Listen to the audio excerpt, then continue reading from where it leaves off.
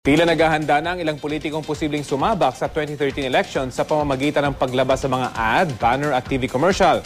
Pero ayon sa isang election lawyer, hindi raw ito may tuturing na maagang pangangampanya dahil hindi pa naman naghahain ng kandidatura ang mga politiko.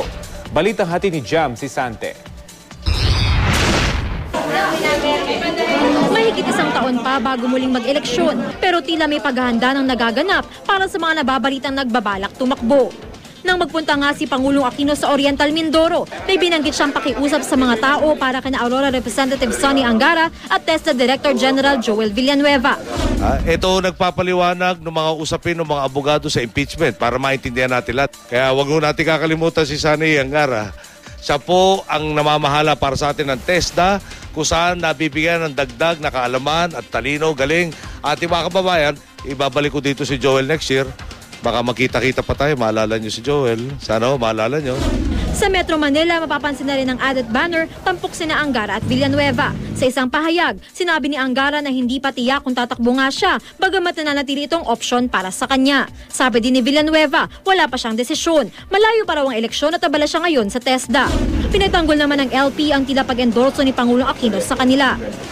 Wala namang pinagkaiba sa sinasabi rin ni Vice President Binay na ito yung mga posibleng mga kandidato rin namin, no? So tingin ko walang masama doon eh. Lumalabas na rin ngayon ang TV commercial ni dating Las Piñas Representative Cynthia Villar tungkol sa foundation nila ng asawang si Senador Manny Villar.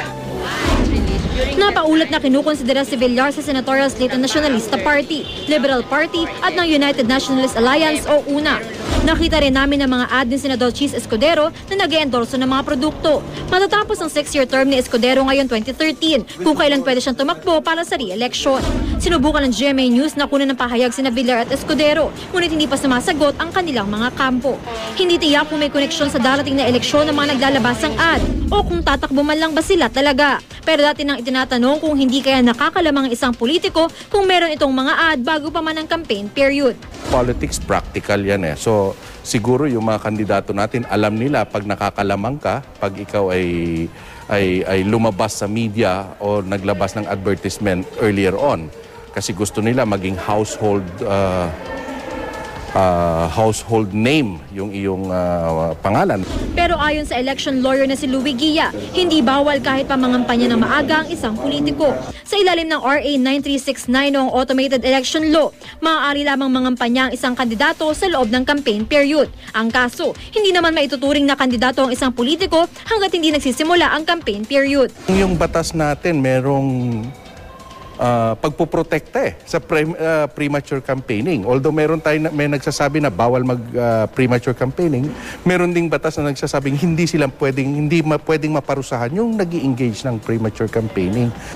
Ani Guia, hindi maiiwasan na mas makilala ng publiko ang ilang politiko bago pa man ang campaign period dahil sa media exposure, public service announcements o mga product endorsements. Ang mahalaga daw ay mag-isip ng maigi ang mga botante bago sumuporta sa isang kandidato. Jam Sante, GMA News.